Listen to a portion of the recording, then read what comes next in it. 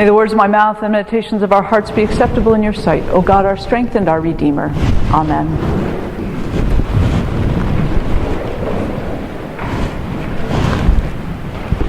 Last Sunday, we heard the story about doubting Thomas that we hear every year on the Sunday after Easter. Now, doubting Thomas is in the 20th chapter of John, and the end of the story of doubting Thomas says, "Now Jesus did many other signs in the presence of his disciples, which are not written in this book, but these are written so you may come to believe that Jesus is the Messiah, the Son of God, and that through believing you may have life in his name." And it would make very perfect sense for it now to say, "The end." Sounds to me like John was pretty much done. He'd said what he needed to say, and he was ready to finish writing. But if you look at the gospel lesson we read this morning, it is from John chapter 21, which makes you think, well, didn't he say what he had to say? John chapter 21 was actually added later to John's gospel. It's unclear exactly when, but it was relatively early on, because in all of the remaining texts of John's gospel, this chapter is included. But its form is different than the rest of the language in John. The Greek is different than the rest of the language in John. So pretty much every scholar agrees that this was added later. And that's not actually a singular occurrence in the Gospels. Those of you who have spent any time studying them know that the Gospel of Mark really ended at chapter 14. And then along somewhere down the road, somebody added chapter 15. I think Luke, not wanting anybody to mess with his Gospel, finished writing his Gospel and just kept writing, which is why we have the book of Acts, which was also written by Luke. So I think the question that this leaves us asking is why and who and when were these things added? As I said before, we think that this chapter was added relatively early. Maybe even one of John's direct disciples, someone who knew him, had traveled with him, or perhaps someone very close on after the death of John. But somebody had something more to say. Something must have been going on at that period of time that they wanted to reiterate, some sort of themes that had been present in John's gospel, but perhaps they thought that the young Christian community really needed to remember and hold on to and hear. And I think there's actually two themes that come up in this reading this morning, which is nearly the entire chapter of chapter 21. There's only about 6 more verses in the chapter, and then it's over. But I think there's two things that come up. The first one is that Jesus is on the shore, and he shares some bread and fish with his disciples. They share a meal. Now, the last time bread and fish were shared by the shore of the Sea of Tiberias, which is also the Sea of Galilee, was the feeding of the 5,000 in John. We also hearken back to the story in John where the disciples were fishing all night and they caught nothing, and Jesus said, "Cast on the other side of the boat," and they caught so many fish. So this is actually a repetition of a story that's already happened once in the Gospel of John. So somebody really wants us to pay attention to that. And I think the reason that this is brought up again in this last chapter of John is that the writer really wants us to deeply understand the gift of abundance in God. That when we are lacking God's presence in our lives, when we are not serious about our life in Christ, we may feel that there is scarcity. We cast our net on this side of the boat and we don't catch anything. We think we don't have enough to eat. We just don't think there's enough. And yet when we live our life in Christ, we cast our net to the other side of the boat and we catch so much that we can't even haul it in. It's too much for us to even comprehend. God's abundance working in our lives. I think the other theme that gets raised in this particular chapter in John is one that I can picture this scene.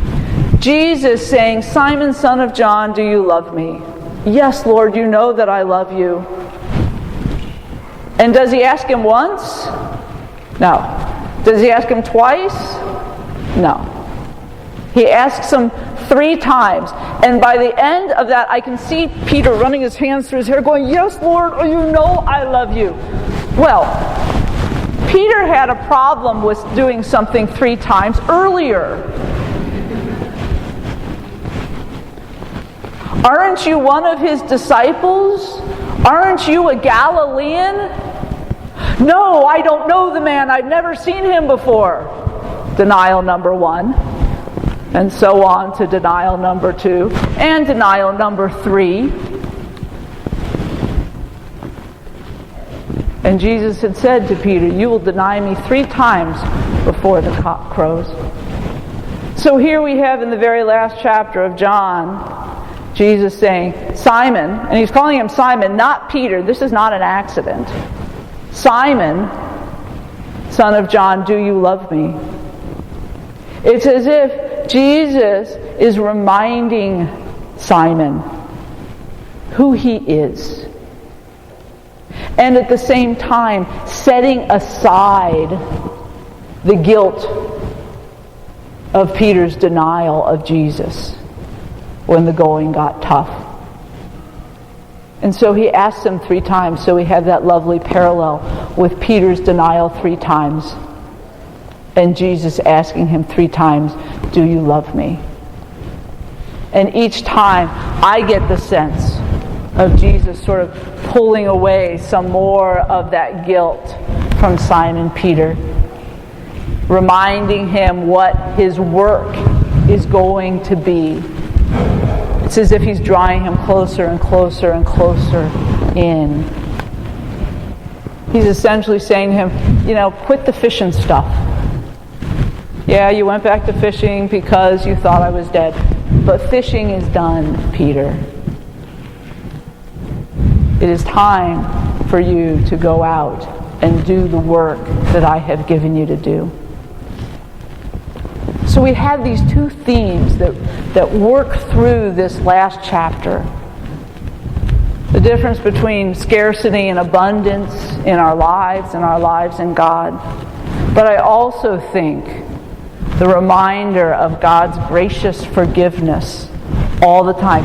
Even if we were to deny Him 3 times, God continues to forgive and forgive and forgive and to draw us back and draw us back and draw us back. So for some reason, the young Christian community gathered around that was listening to the Gospel of John needed to hear that. Perhaps they just thought there wasn't enough. Maybe there wasn't enough food. Maybe there wasn't enough money. Maybe, who knows what it was. Maybe life just seemed really hard for them, and they were living in a place of scarcity, and they needed to be reminded that in their life in God there was only abundance. And then this theme around forgiveness. Again, we don't know exactly what was going on in that community. Maybe there were significant disruptions. Maybe people were fighting with each other. Maybe the community was in trouble and they were fearing that it would fall apart. And they needed to be reminded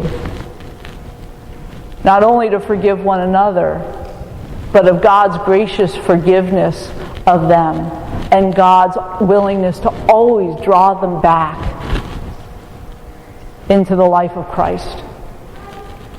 And so this Easter season we are reminded of these 2 themes, abundance and forgiveness, and reminded that they operate the same way in our own lives.